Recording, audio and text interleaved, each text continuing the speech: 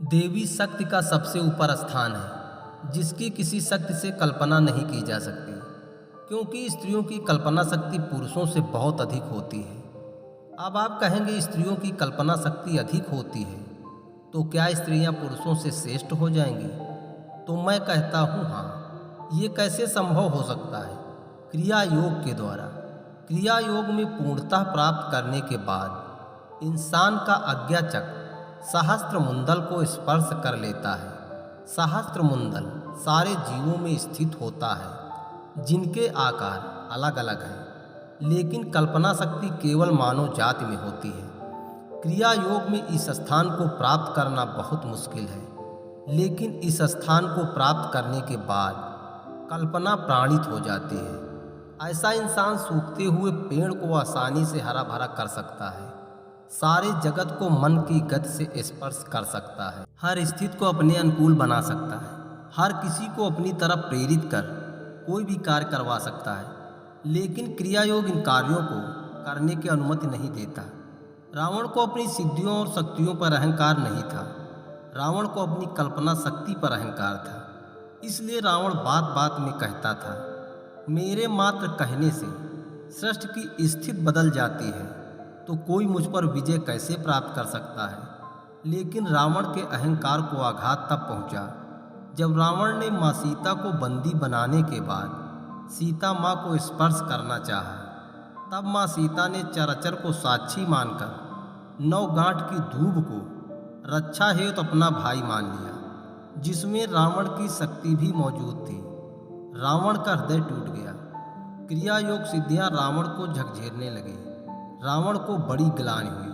सहस्त्र मुंडल जागृत सभी शक्तियां दूब में स्थापित हो गई। इसलिए दूब पर भी अजय प्रयोग किए जाते हैं, जिस पर किसी तरह का प्रभाव नहीं होता। सिद्धियों में श्रेष्ठ स्थान है क्रिया योग सिद्धि का, जिसमें कल्पना अस्त्र की तरह काम करती है। भगवान शिव के पास है कल्प छाया, इसलिए भगवान शिव कहीं भी कभी भी प्रकट हो सकते हैं। जब रावण ने देखा माँ सीता को इतनी बड़ी कल्पना करते हुए, तब रावण ने माँ सीता को रोकना चाहा, लेकिन तब तक माँ सीता कल्पना कर चुकी थी। क्रिया योग से किए गए प्रयोग कभी निष्फल नहीं जाते, फिर सामने चाहे कोई भी हो, सब पर लागू होते ही हैं। इंसान को पत्थर, पत्थर को इंसान बनाने की क्रिया को भी संपन्न करता है क्रिया योग। इसलिए रावण अपने भाई और पुत्रों से कहता था, मैं जानता हूँ युद्ध में मेरी पराजय होगी, क्योंकि सारी शक्तियाँ उसकी तरफ हो गई हैं, लेकिन मैं अपनी कीर्ति को धूमिल नहीं होने दे सकता। अब आप सोचेंगे, अगर कल्पना से सब कुछ होना था, तब रावण ने दोबारा कल्पना क्यों नहीं की? क्योंकि माँ सीता ने चराचर की समस्त शक्तियों को साक्षी माना था, यानी कि यथास्थित और आने वाली स्थिति की समस्त शक्तियाँ। अब अगर रावण इस स्थिति में शक्तियों की कल्पना करता, तो रावण की शक्तियाँ न बढ़ती, लेकिन माँ सीता की शक्तियाँ बढ़ जाती। इसलिए रावण ने कल्पना नहीं की।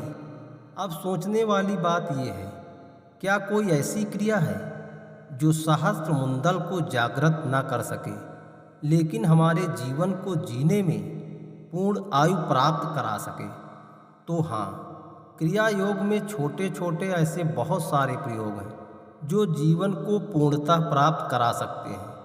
पहला, सरल और सफल प्रयोग जो पुरुष की पौरुषता को 100% बना के रखता है।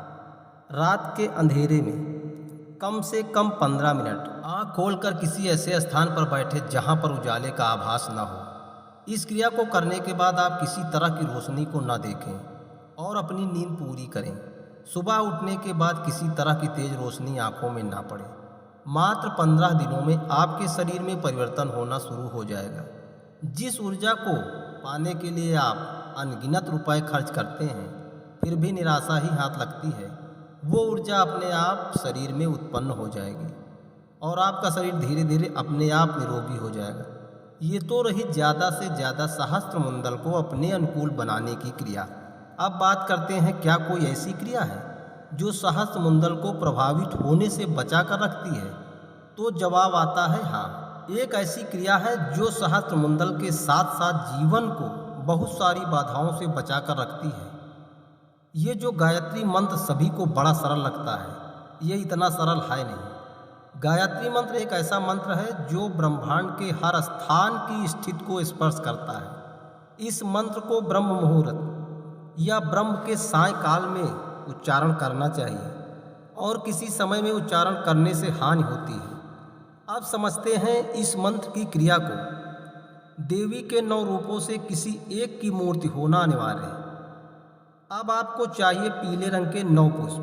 पुष्प कोई भी हो, लेकिन रंग पीला होना चाहिए।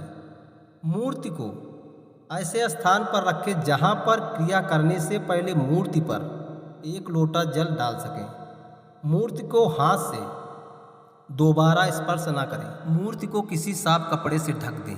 चेहरा खुला रखें। अब गायत्री मंत्र पढ़ कर एक एक पुष्प देवी के चरणों में चढ़ाएं। इस क्रिया को आप रोज कर सकते हैं, हफ्ते में 1 बार कर सकते हैं या महीने में 3 बार कर सकते हैं। इसे आप स्वयं सुनिश्चित करें।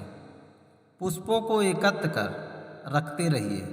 जब आप कभी बहते हुए जल की तरफ जाएं, तो पुष्पों को विसर्जित कर दीजिए, लेकिन बांध कर नहीं। ये क्रिया देखने में बहुत छोटी है, लेकिन ये क्रिया इतनी बड़ी है जिसकी कल्पना कर पाना बड़ा मुश्किल है। ये प्रयोग जीवन में अमृत की तरह है, जिसमें घोलने से भी विष घुलता नहीं। ये ऐसी क्रिया है जिसके साधक का रास्ता यमराज भी छोड़ देते हैं। छोटी छोटी शक्तियों के स्पर्श करने का तो सवाल ही नहीं उठता।